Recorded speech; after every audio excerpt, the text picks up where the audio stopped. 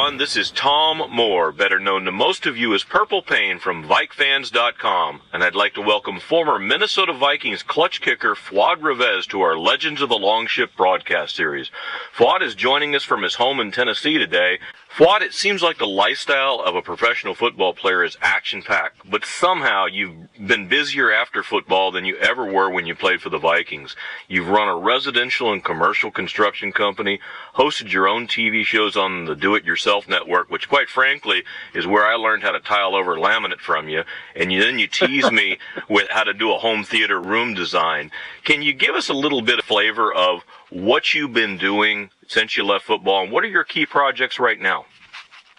Sure. When I left football, actually, my last 2 years in football, I started a construction company, and that's always been a love of mine, and that's what I did. When I retired, I just blended right into the construction company. Instead of going part-time, we were just full-time at the moment. So that got me ingrained, and also, too, I did a lot of work in the Hispanic community for radio and TV, doing Super Bowl games and doing a lot of playoff games. So I kept myself preoccupied with that, and I enjoyed every bit of it. And the part that I loved the most is being able to watch my boys play football and watching them develop from little grasshoppers all the way to junior high school, and then to college level, and trying to see them go into the professional ranks, and it's just been a really fun ride. I know you were born in Bogota, Colombia, and then you moved to Miami when you were about 11 years old. For you, was it difficult to make the adjustment to life in the United States? It was different. It was very different, very scary, because at the age of 11, Mom and Dad come to you and they say, well, guess what, we're going to move across the pond, and we're going to go out to a different country. And although we were fortunate enough to being able to be in an American school, obviously living in the U.S. would have been a whole different situation. But it was different. It was something that we really came to enjoy and like. And obviously the first 3 months, I remember them being difficult because you look different. You speak different. I still do, but back then as an 11-year-old, you really looked out of place. So you learn to deal with that. In the long term of that, it ended up being pretty good, because you learn to adjust and you learn to realize that the only prejudices that you have against you are the ones that you put on yourself. Well, coming to the U.S., had you had any exposure whatsoever to the game of American football? I remember looking at it through pictures, being that I went to an American school at Columbia. So it was really neat to be able to see that. But when you actually watch it and you try to realize, my gosh, what are these people doing? And then all of a sudden you start understanding it, then it becomes a really neat thing. Yeah, it's funny. I had the same experience with my mom, who didn't understand football at all. In the 70s, we tried to teach her, and then a few years later, she was telling me to watch for the outside blitz. It was really kind of a strange transition. That's funny. Well, we usually ask our guests about their time in college and the pros, but in your case, we have to ask you to recount your memories of setting the Florida State record with a 60-yard field goal when you played at Miami Sunset High School. That was really neat. I distinctly remember being at Pace High School, which is the team that we were playing at the time, and Howard Snellenberger was there because his son was one of the players at Pace High School. So there was this thing about the head coach of the University of Miami was there. And at the time, I was a 10th grader, so I didn't know any better, and I didn't really care. But I remember distinctly going out there and kicking a 60-yard field goal, which at the time, I didn't think much of it, because you just hit the ball hard, and, stuff happens. But once we came back to the school, I remember my coach sat me down and said, okay, you realize that was a pretty different, pretty amazing thing you just did. And I said, Coach, you put me out there, I just kicked it. I don't know. It's no big deal. And he said, no, it is. So you started, or at least I started to realize, well, maybe I have a little bit different, a little bit of an opportunity to maybe get a free education. That was really my whole goal. At the time, that's the only way for me to go to school, so I was very hopeful that that's something that I could contribute to my household.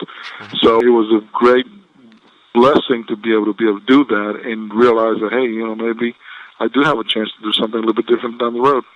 I was curious, when you kick a 60-yard field goal, is that something they'd seen you do in practice, or was it the first time you attempted it when you went in the game? No, we've done it in practice, and my junior high school coach was the one who encouraged me to go to kick footballs because of my soccer skills and because I kicked the soccer ball pretty good. So in practice, I used to hit the ball pretty hard, and it would go 60, 65 or so. I remember our coach said, okay, we come near the half. Anytime we get close to the 50-yard line, we will kick a field goal, because at that time, if you would kick a field goal, say like you tried a 65-yard field goal, and it didn't, and it went through the end zone, that's the same as a touchback. So it would be hard to get hurt. So that's kind of what the game plan was. Well, we receive so many questions from our readers about your success, but not as a field goal kicker. Believe it or not, it's a guy who could tackle like a linebacker. And most kickers see a guy with a ball and they run out of bounds. And I'm pretty sure you didn't get your skills just from kicking off in high school. Where did you develop your ability to tackle? Well, I played football as a 10th grader, 11th, and so forth. I played middle linebacker, fullback, and punter, and whatever I could in the field, because I just loved playing football. So I was able to do that, and I really enjoyed it, and it was something that gave me an opportunity to be out in the field. I remember my first game that I was just as a kicker, sitting on the sideline thinking, this is boring. You need to tell me I only go in there to kick an extra point and field goals? That's stupid. So I asked the coach, can I try it for other positions? And he said, sure. So he tried me out at cornerback, and I was not as fast. I was bigger, so he put me in the inside, and I just loved it. And they said, see the guy with the ball, go get him. So started developing that, and, I guess I was pretty good enough athlete to be able to be out there on both sides of the ball, and I just enjoyed it. Oh, that's great. You don't hear that a lot from kickers, so it's kind of nice to see the background. You were also heavily recruited out of high school for college scholarships. And what led you to leave the state of Florida and accept a scholarship to kick at the University of Tennessee? Well, quite frankly, that was the only place I could have gone to school with a scholarship. Florida State had dangled a scholarship in front of me since I was a 10th grader.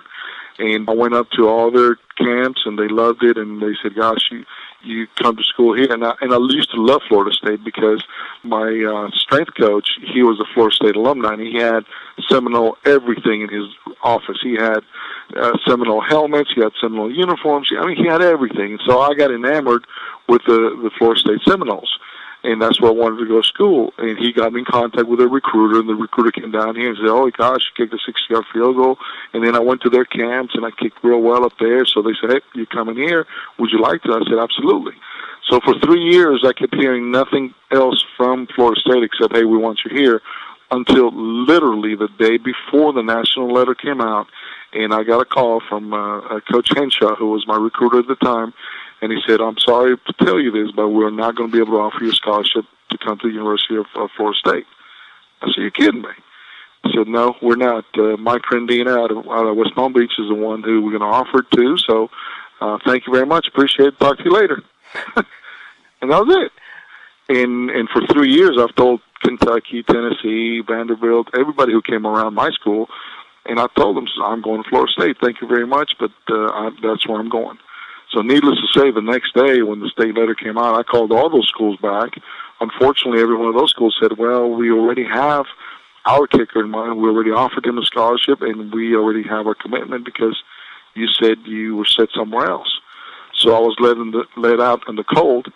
Long story short, I agreed to go to a junior college in California because that's the only one that would pay for my full school. And when I was set to go out there in June, Tennessee called and he said, hey, we have rethought this and we have one scholarship available. And we had a terrible kicking spring. Our guys are not nowhere near where we need to be, and we need to bring somebody else in. Are you still interested? I said, yes, absolutely. And I found myself in Tennessee. Well, that'll make you love the state for sure. Absolutely. Well, I understand when you got to Tennessee, you weren't always known as Fuad, but one of your assistant coaches decided that your name would now be Frank. What's the story behind that? Oh, man, Coach Caffigo, he was an older gentleman at the time, and the first day that I go out to the football field to start practice, he said, now, son, tell me again, what is your name? Pronounce it for me. So I said, Fuad Reveiz.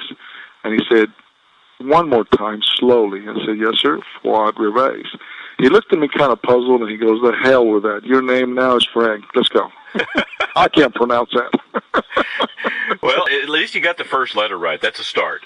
Well, I've been called worse, believe me. Once you got to Tennessee, especially in your freshman year, you started right away and had tremendous success there, and you were named All-SEC in your sophomore year.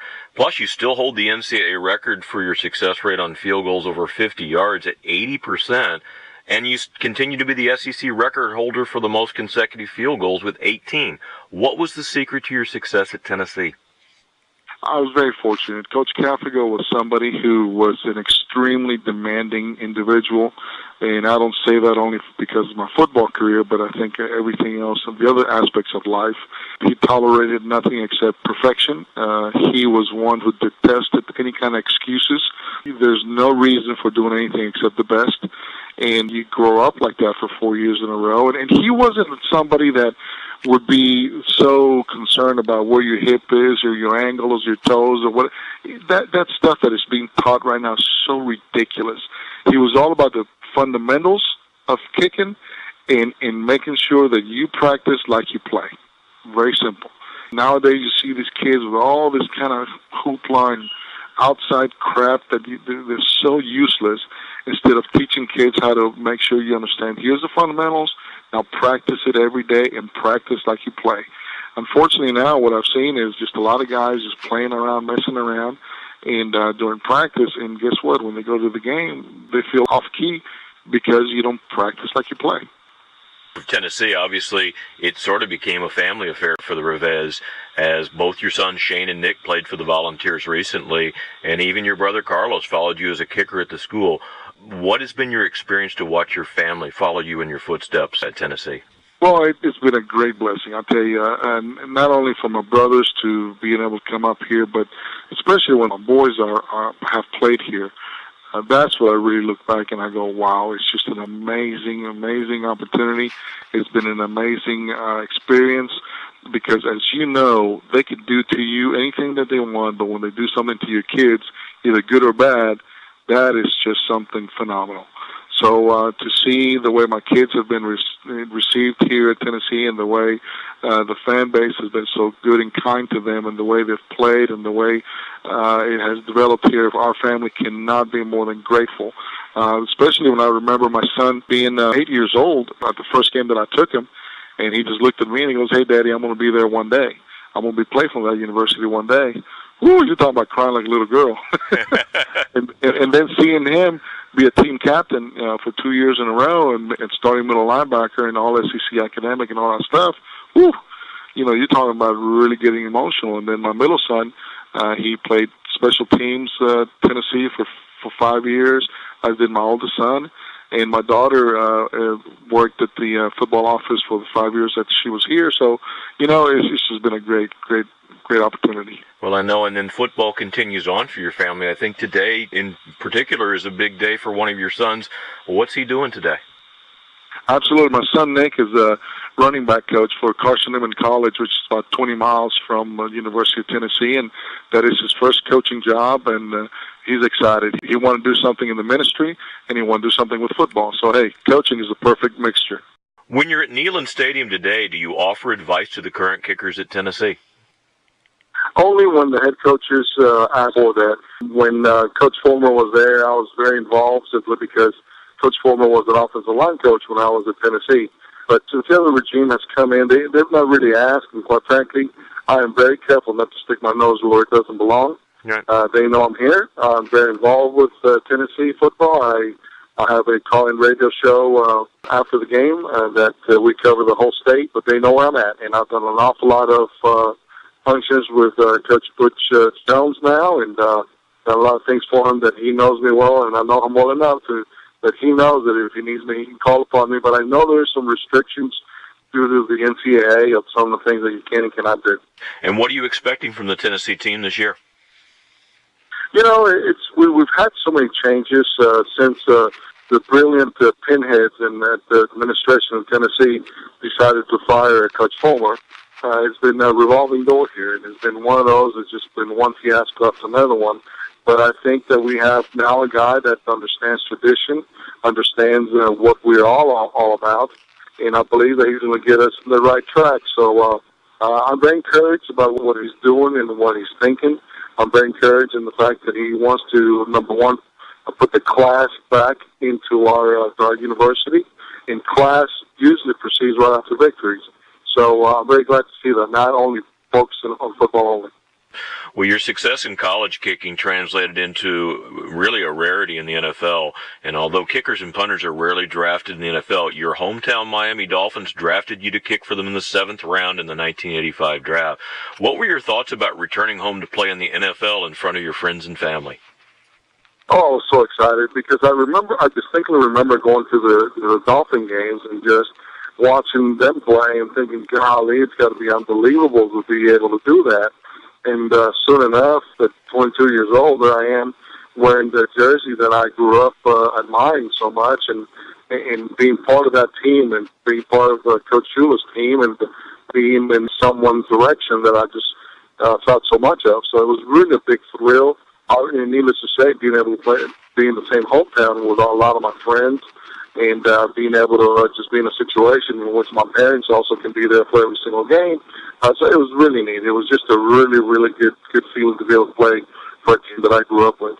And you had quite a bit of success your first couple of years with the Dolphins, which was great for the friends and family and came and saw you. Mm-hmm. But in 1988, you got a pulled thigh muscle, which resulted in first being put on injured reserve, and then subsequently you were released by Miami.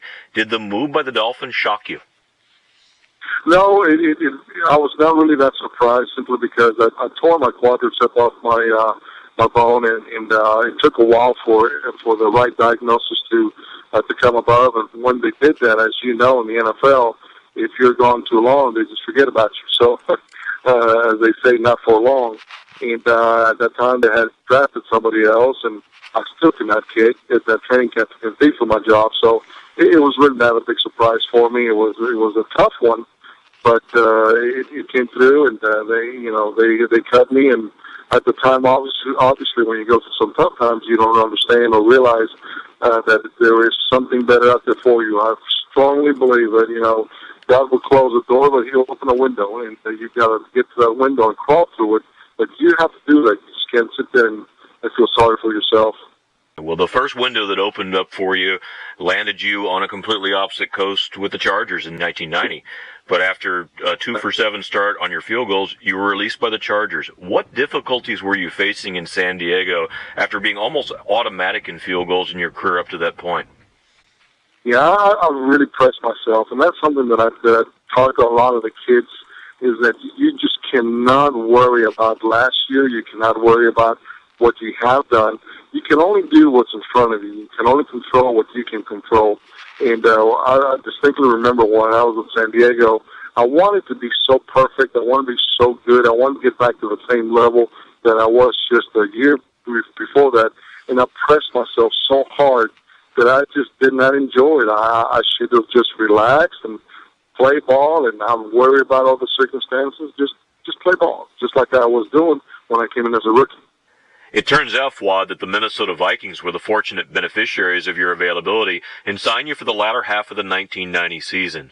Was it a tough transition to begin kicking full-time on artificial turf versus natural grass? And how much of a shock to your system was it when the first snows hit the Twin Cities in 1990? It was a great shock to begin with. When I distinctly remember my wife and I went to get some jackets for the kids, and we left the little drinks in the car, and when we came back out, those drinks that was left in the car were frozen. I mean, solid frozen. We realized this is a very different place than we were used to. What a boot! Oh. Fuad Reveiz.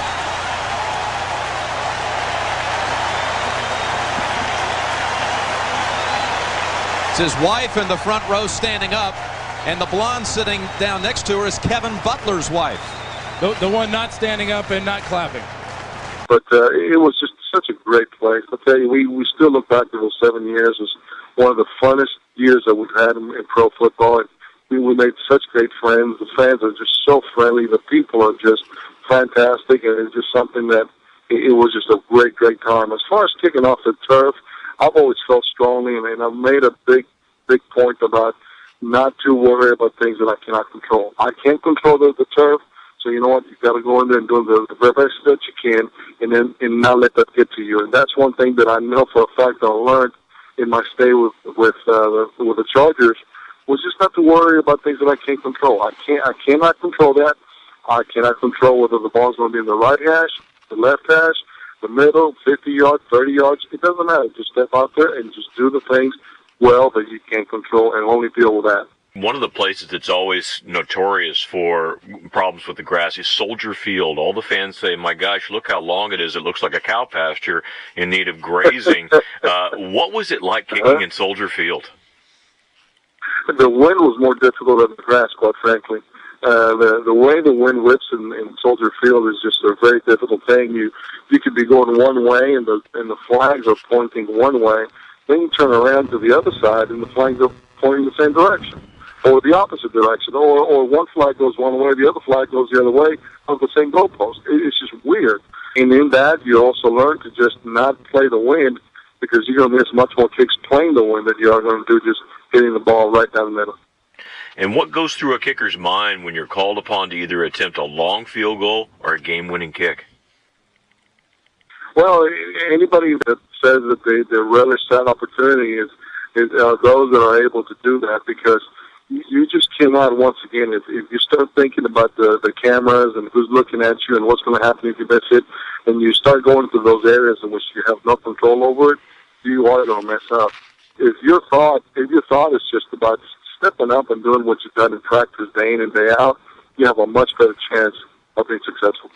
When you were playing, how did it affect you when the opposing coaches would call a timeout right before your field goal attempt, and how did you occupy your time during those on-field delays? Actually, I like that better, because when you first run out there, your adrenaline is going so fast, but when they call a timeout on you, at least for me, I was able to really control my breathing, get my adrenaline to at least a constant level, and really focus on what the job is. So for me, personally, I like the fact that they would call a timeout, because it lets everything slow down a little bit instead of just running out there in a hurry and go out there hitting the ball. And you had a very long NFL career for a kicker, and over all that time with the Dolphins and the Chargers and the Vikings, what was the biggest or most memorable kick you made in your career? I think the most memorable kick for me, anyway, was at the Pro Bowl. Believe it or not, it was when I was able to have my kids down the sideline with me, and they would hold the football for me to the net. I've always wanted to play the game long enough until my boys knew what I was doing. And that was a dream come true for me, because my boys at that time realized that, hey, Daddy plays football for a living, and they know what I do. They got to know all the players. They got to know all the players in Minnesota. They got to know the players in the Pro Bowl. But that's the first time in the game that they were able to come down to the field with me during the game. And that, to me, was just, to this day, I remember it fondly. And I'm very grateful because of that. And they got the double bonus of they got the free trip to Hawaii, too. That's not bad either. Not bad either, no. Well, when you prepared to kick off, especially with the Vikings, you literally would look downright angry, as though you couldn't wait to hit somebody for having the gall to return one of your kicks. You even drew some personal foul penalties for some of the vicious hits you put on return men in the NFL. Did you purposely try to change the way kickers participated in kickoff coverages? I feel strongly about that. I feel strongly that if you are just a kicker, as they coined that term, you're just going to be that. You're going to be just somebody, an afterthought. And that Fuad Reveiz is just turning into a killer out there on special teams. You know, last week, if you watched the game against Minnesota, you saw him get his 15-yard penalty. Look at that. Look at his face. He's mean. There's a nice deep kick fielded by Brooks.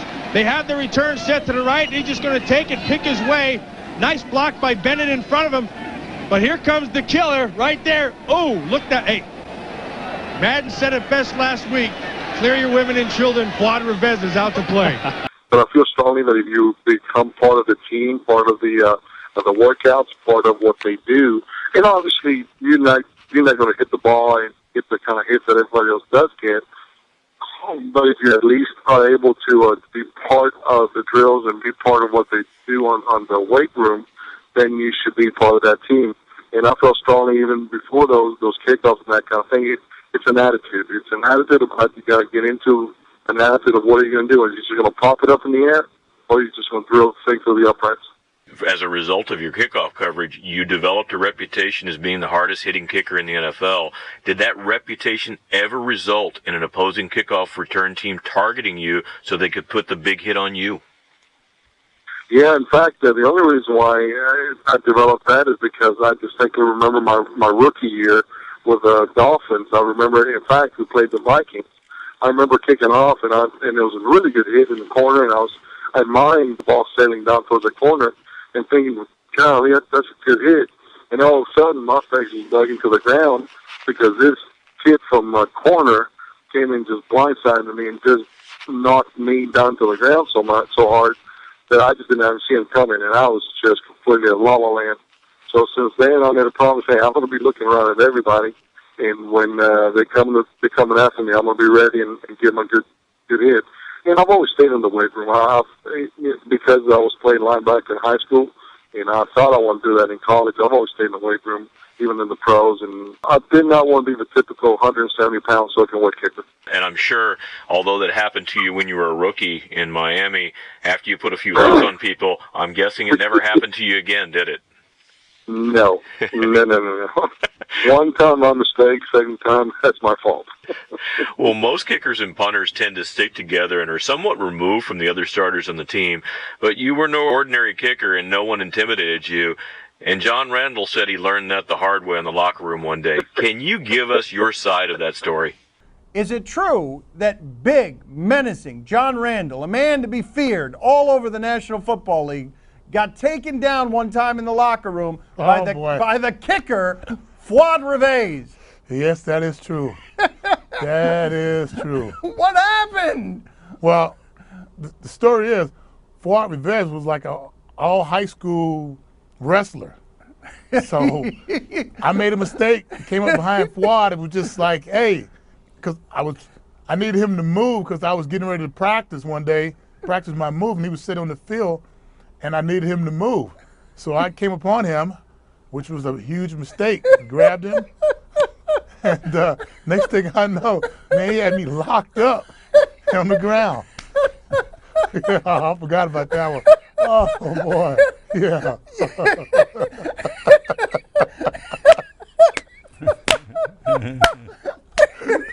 Oh, my goodness.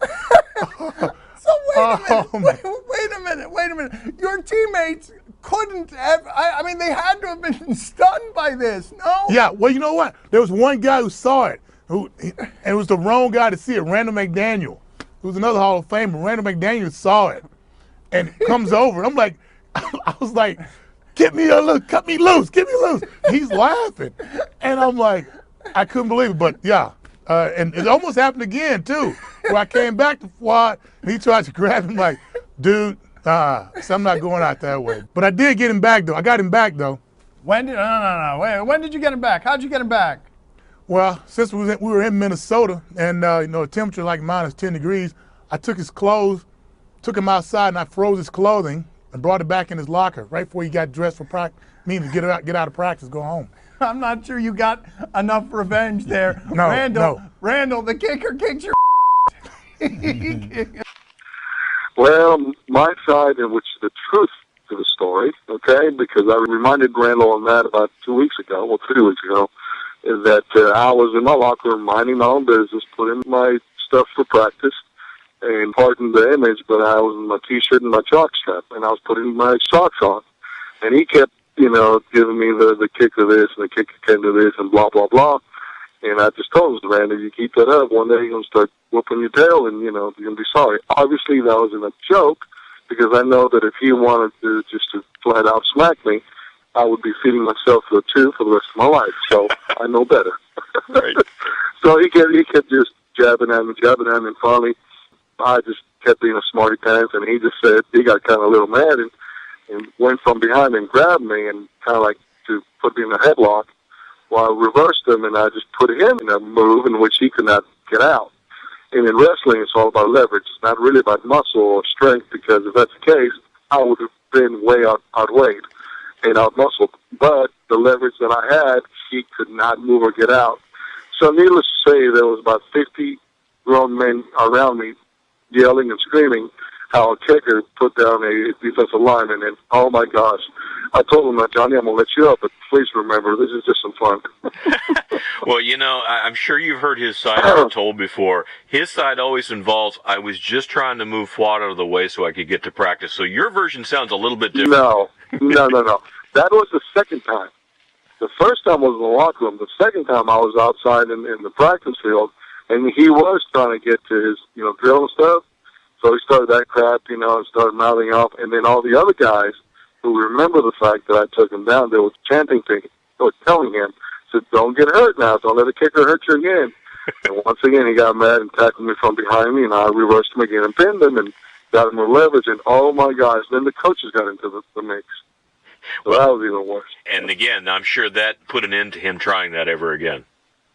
Oh, never, ever did he do that again. He never did. Well, here's the good news. Of those 50 guys standing around, there's one who even John Randall says wouldn't help him. We talked to him on September 14th, and we're going to get Randall McDaniel's viewpoint of this event. He was as my witness, and Randall, I love that guy to death. And he's one of those guys who just loves to have a great time in the locker room. And needless to say, from that day on until today, in fact, he was up to do it at the Hall of Fame where I saw Johnny Randall there, and he even then was still chiding Randall about, man, don't get him out again. You're going to get pinned all over again now. Leave him alone. Well, if you could play any other position when you'd played in the NFL, what position would you have played besides kicker? Oh, linebacker. I was so fortunate to live my linebacking career through my boys. Just watching them out there play, that's something I wish I would have had the ability to do because I was not as good as my boys were to play at that level. But I just love that position. I know a lot about that simply because I've watched a lot of my friends from just everybody. I mean, Mike Merriweather, Jack Del Rio, all those guys. I mean, I just love to watch them play and see how they developed and see how they did what they did to become so successful as they did. I just love that position because that's quarterback of the defense. Well, after 6 successful seasons in Minnesota, you were forced to retire from the game due to an injury. How hard was that for you to do at a relatively young age? It was very difficult. I had just come out of a Pro Bowl season, and the fact that a doctor in the Mayo Clinic says you're done, I mean, this ankle will never get better, and you just cannot follow through. I mean, it was very difficult.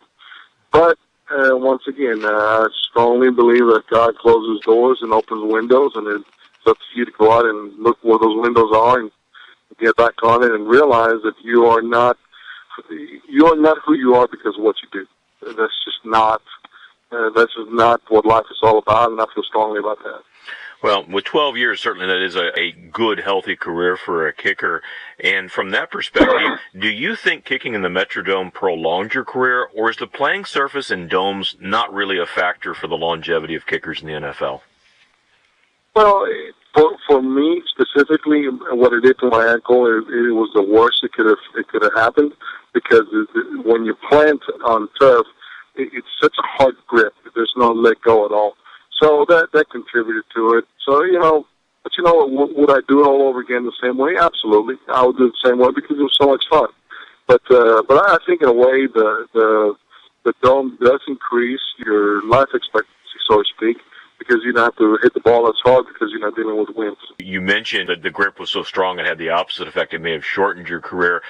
What is your thought on the field turf now? How different is that for a kicker to plan on? Very, very different. It's one that you have to adjust yourself. The ball sits down a little bit lower, and the trajectory of the ball is a little bit different. But once again, it's one of those things in which you have no control over it. So you just do the best that you can. And during your career, especially in Minnesota, you had many nicknames given to you by the fans, including Fuad-O-Matic and Here Comes the Fuad Shot. Was there any nickname you particularly liked or didn't like from your playing days? The one I don't like is the one my wife calls me every so often. But that's just part of what we do. I don't know. I'm one that I just roll with the punches with what fans say, good and bad, and you realize it's just a game. It's just a game. There's nothing more than that. I reminded the boys when they started playing ball is that, It's a game and treat it as such. Have fun, go full go at it. Don't take it too serious.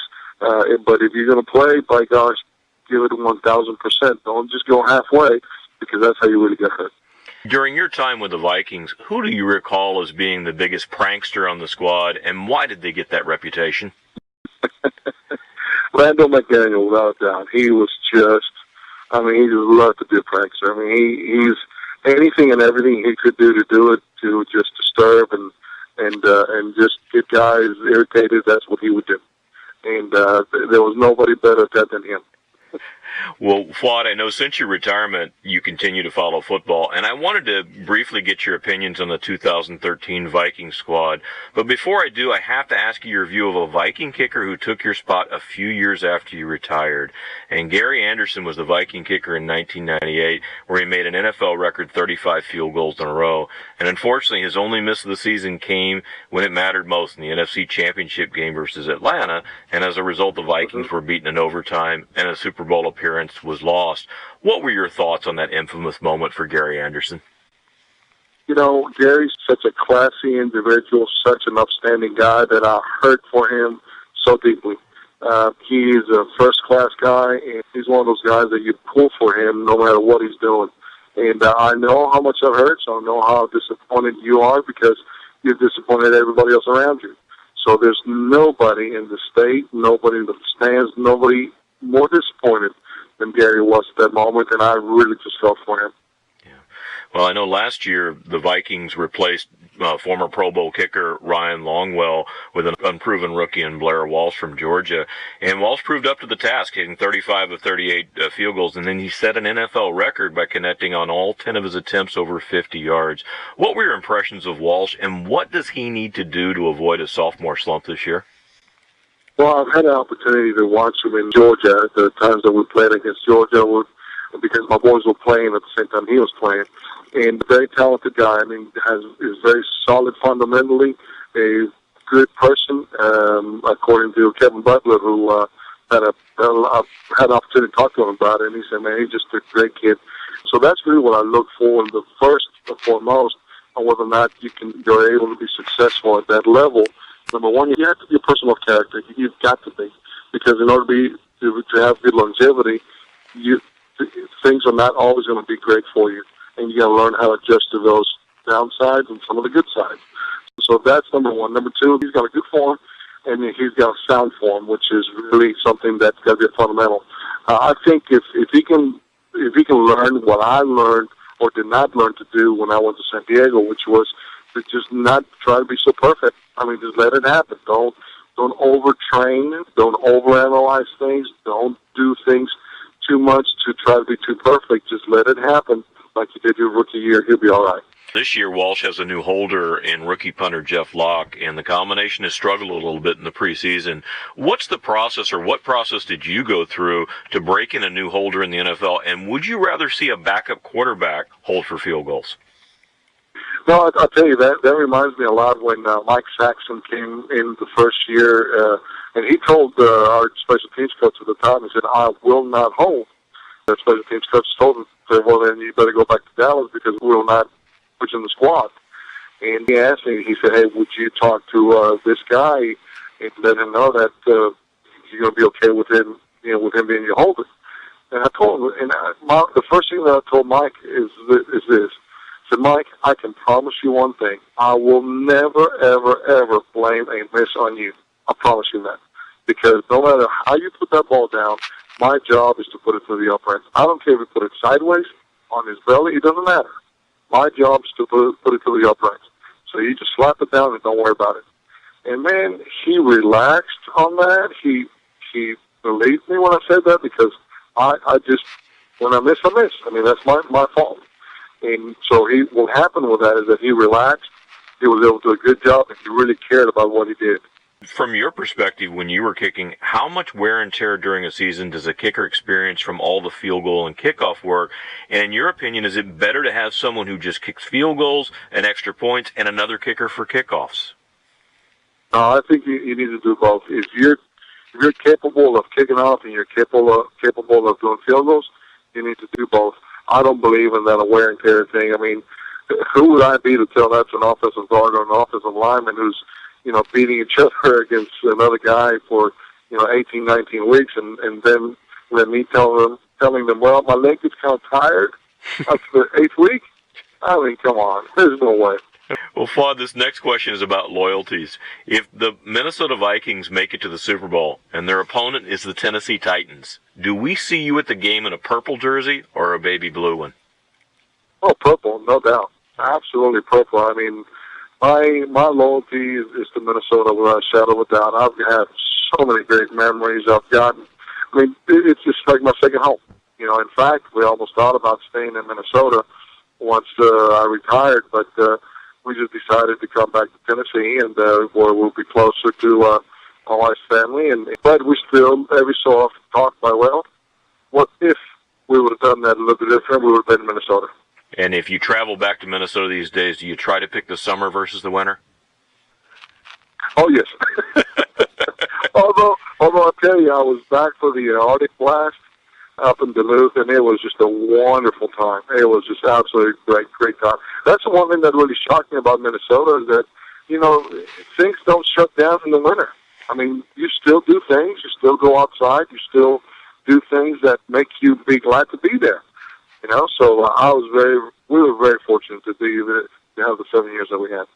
Well, the last part of our interview, Fuad, is simply a rapid-fire session where I'll give you one word or a phrase, and we're looking for in response a one word or sentence from you. Does that sound okay? That sounds great.